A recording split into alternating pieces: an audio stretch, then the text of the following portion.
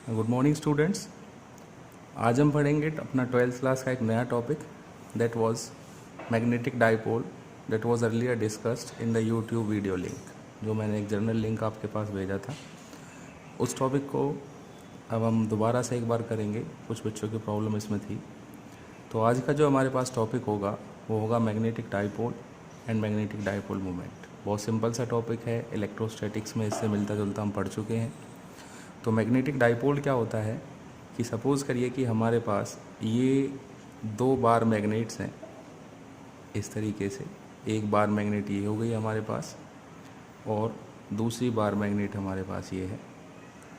अब दोनों जो बार मैग्नेट हैं वो इक्वल स्ट्रेंथ की हैं, उनकी मैग्नेटिक फील्ड की जो वैल्यू है, मैग्नेटिक फील्ड इंटेंसिटी जो है, वो सब चीज़ हमारी क्या है, सेम है। तो अब देखेंगे, एक साउथ पोल है, एक नॉर्थ पोल है, एक साउथ पोल है, एक नॉर्थ पोल है। जैसा कि हम सभी जानते हैं कि अपोजिट पोल्स में अट्रैक्शन होता है। तो जब हम इस तरीके से रखेंगे कि पहली मैग्नेट का नॉर्थ पोल और दूसरी मैग्नेट का साउथ पोल, तो ये आपस में अट्रैक्ट करेंगे। तो इन दोनों को इस तरीके से रोके रखने के लिए हमें थोड़े एफर्ट्स या फोर्स अप्लाई करना पड़ेगा।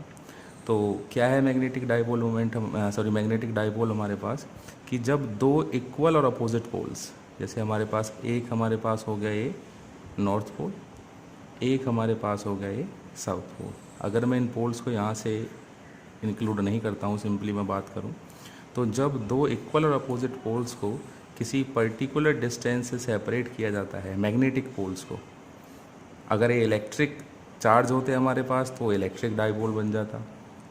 मैग्नेट में हमारे पास पोल होते हैं, नॉर्थ पोल और साउथ पोल, तो ये हमारे पास मैग्नेटिक डाइपोल बन गया। तो मैग्नेटिक डाइपोल एक ऐसा अरेंजमेंट है जिसमें दो इक्वल और अपोजिट मैग्नेटिक पोल्स को किसी पर्टिकुलर डिस्टेंस से सेपरेट किया जाता है। उस अरेंजमेंट को हम कहते हैं magnetic dipole. So magnetic dipole is defined as an arrangement in which two equal and opposite magnetic poles separated by some distance, this is called magnetic dipole. अब ये जो हमारे पास पोल्स हैं, इन पोल्स की कुछ ना कुछ स्ट्रेंथ होगी जिसको हम बोलते हैं पोल स्ट्रेंथ। तो पोल स्ट्रेंथ को हम डिनोट करते हैं किससे, स्मॉल एम से। Pole strength is denoted by small M. तो इसकी भी अपनी स्ट्रेंथ है, इसकी भी अपनी स्ट्रेंथ है। जैसे कि हमने बोला कि इक्वल एंड अपोजिट हैं, तो दोनों की पोल स्ट्रेंथ हमारे पास क्या होगी, इक्वल होगी। तो जो स्ट्रेंथ होगी पोल्स की दैट इज़ इक्वल। और पोल स्ट्रेंथ की अगर हम बात करें तो पोल स्ट्रेंथ की ऐसा यूनिट होती है हमारे पास ampere meter. Ampere meter is the SI unit of pole strength. So what is the magnetic dipole? When the two equal and opposite magnetic poles are separated by some distance, that is called magnetic dipole. Magnetic dipole के बाद next जो हमारे पास इसी से related एक term आती है that is magnetic dipole moment. अब जो मैग्नेटिक डाइपोल मोमेंट है वो उसी तरीके से है जिस तरीके से इलेक्ट्रिक डाइपोल मोमेंट था। मैग्नेटिक डाइपोल मोमेंट का जो सिंबल है that is capital M। Magnetic dipole moment का सिंबल हमारे पास होता है कैपिटल M। और इसकी जो डेफिनेशन है वो भी लगभग वैसी ही है जैसे इलेक्ट्रिक डाइपोल की थी कि भाई जब हम दो इक्वल एंड अपोजिट चार्ज को सेपरेट कर रहे थे तो इलेक्ट्रिक डाइपोल बन रहा था। जब दो equal and opposite magnetic pole को सेपरेट कर रहे हैं तो मैग्नेटिक डाइपोल बन रहा है।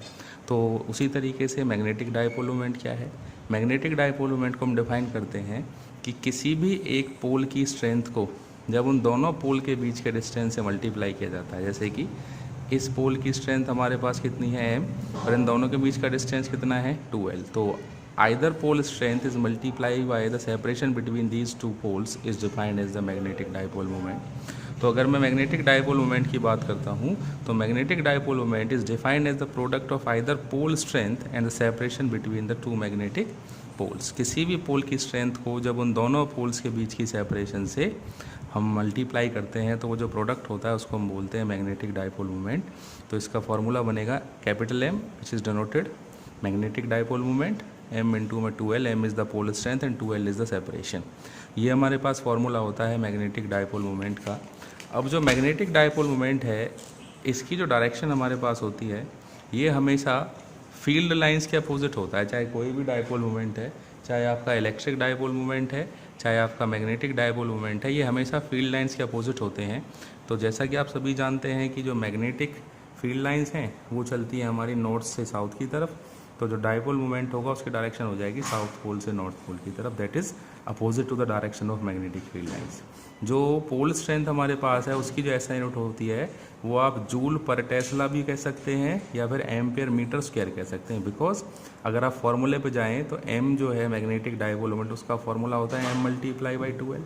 अब एम क्या है, M is the pole strength की एसआई यूनिट क्या थी एम्पियर मीटर, और एल क्या है हमारे पास length, that is also M. तो एम मल्टीप्लाई बाई एम का क्या होगा स्क्वायर, तो एम्पियर मीटर स्क्वायर, और joule per tesla is the SI unit of pole strength, sorry dipole moment. और जो पोल स्ट्रेंथ है उसकी एसआई यूनिट हमारे पास क्या होती है एम्पियर मीटर। ये हमारे पास एक छोटा सा कंसेप्ट है। अब हम बात करते हैं कि जब भी हमारे पास कोई करंट लूप होता है, सर्कुलर करंट लूप हमारे पास है, रेक्टेंगुलर करंट लूप हमारे पास है, तो वो जो करंट लूप है वो एक मैग्नेटिक डाइपोल की तरह बिहेव करता है। तो मैग्नेटिक डाइपोल की तरह बिहेव क्यों करता है उसके बारे में बात करेंगे। और करंट लूप का जो मैग्नेटिक डाइपोल मोमेंट होता है उसके लिए रिजल्ट्स जो आते हैं उसका फॉर्मूला क्या आता है उसके बारे में यहाँ पर हमें पढ़ना है। तो हम सपोज़ करते हैं कि हमारे पास एक सर्कुलर ये करंट का लूप है जिसका रेडियस मैंने एज्यूम कर लिया r, और इसमें जो करंट फ्लो कर रहा है वो क्लॉकवाइज डायरेक्शन में है और करंट का मैग्नीट्यूड कितना है I। अब अगर हम इनिशियल क्लास को देखें जो हमने ये मैग्नेटिक इफेक्ट के बारे में पढ़ी थी कि जब करंट आपका क्लॉकवाइज चलता है तो आपकी साउथ पोलरिटी आती है, एंटी क्लॉकवाइज चलता है तो नॉर्थ पोलरिटी आती है। तो अगर आप इस लूप में देखें तो ये जो अपर फेस है, इसका जो लोअर फेस है वो पेपर के दूसरी तरफ दिखाऊंगा मैं अभी आपको। अपर फेस में जो करंट है वो डायरेक्ट कर रहा है आपका क्लॉकवाइज डायरेक्शन में, और क्लॉकवाइज डायरेक्शन के लिए पोलरिटी आती है हमारे पास कैसी, साउथ। तो अपर फेस जो है वो साउथ पोल की तरह बिहेव करेगा। अब अगर आप इसके लोअर फेस की तरफ जाएँ, मैंने जो पीछे इसको काफ़ी डार्क किया है, तो ये जो हमारे पास है ये इसका लोअर फेस बनेगा। तो इसमें आप देख सकते हैं कि अपर फेस अगर हमारा क्लॉकवाइज था तो यहाँ पर जो डायरेक्शन है ये जो हमारे पास डायरेक्शन है ये एंटी क्लॉकवाइज है। एंटी क्लॉकवाइज का मतलब यहाँ पर कौन सी पोलरिटी आएगी, नॉर्थ। तो एक फेस हमारा बन गया साउथ पोल और दूसरा फेस हमारा बन गया नॉर्थ पोल। तो दो इक्वल एंड अपोजिट पोल्स को सेपरेट कर रखा है, तो ये हमारे पास क्या बन जाएगा, मैग्नेटिक डाइपोल।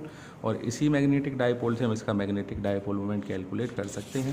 तो मैग्नेटिक डाइपोल मोमेंट जो होता है किसी भी करंट लूप का, वो दो चीज़ों पर डिपेंड करता है।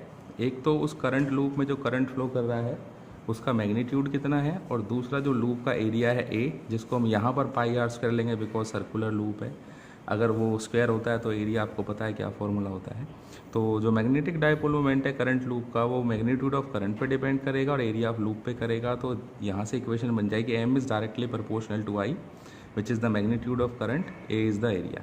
प्रोपोर्शनलिटी साइन हटाने के लिए हम कांस्टेंट लगाएंगे के। अगर के की वैल्यू हम अज्यूम कर लेते हैं 1, तो मैग्नेटिक डाइपोल मोमेंट का फॉर्मूला बन गया इस लूप के लिए जो हमने अभी देखा, दैट इज़ आई इंटू में। अब अगर n नंबर ऑफ टर्न्स इस तरह के लूप में हमारे पास होंगे तो m का फॉर्मूला बन जाएगा NIA, n is the number of turns. और अगर इसको मैं वेक्टर फॉर्म में लिखता हूँ तो that will become m vector is equal to NIA into में n कैप आप सभी जानते हैं यूनिट वेक्टर है और ये हमेशा परपेंडिकुलर होता है एरिया पे। अब जो यूनिट वेक्टर है n कैप है, इसकी डायरेक्शन को निकालने के लिए आप राइट हैंड स्क्रू रूल का यूज़ करते हैं। और राइट हैंड स्क्रू रूल क्या बताता है कि अगर जैसे मान के चलिए आपने ये एक करंट लूप सपोज कर लिया यहाँ पर। अब इसमें हमने करंट की डायरेक्शन को मान लिया एंटी क्लॉकवाइज। एंटी क्लॉकवाइज मतलब आपकी जो फिंगर्स ये हैं ये आपको करंट की डायरेक्शन देंगी, और जो थंब है वो आपको बताएगा direction of which one, N cap. N cap की डायरेक्शन यहाँ पे कहाँ रहेगी, हमारे पास ऊपर की तरफ, और क्लॉकवाइज के लिए एन कैप की डायरेक्शन कहाँ चली जाएगी, नीचे की तरफ। तो इसी तरीके से जो हमारे पास एन कैप है उसी के अलोंग मैग्नेटिक डाइपोल मोमेंट आपका एक्ट करेगा। अब जो एन कैप है उसकी डायरेक्शन हमेशा परपेंडिकुलर रहेगी, और परपेंडिकुलर डायरेक्शन जो है वो आप कैसे कैलकुलेट करेंगे एन कैप की direction, that is by the right hand screw rule. So this is all about the magnetic dipole and dipole moment and how does a current carrying circular loop behave as a magnetic dipole, और how what's the dipole moment of the current carrying circular loop.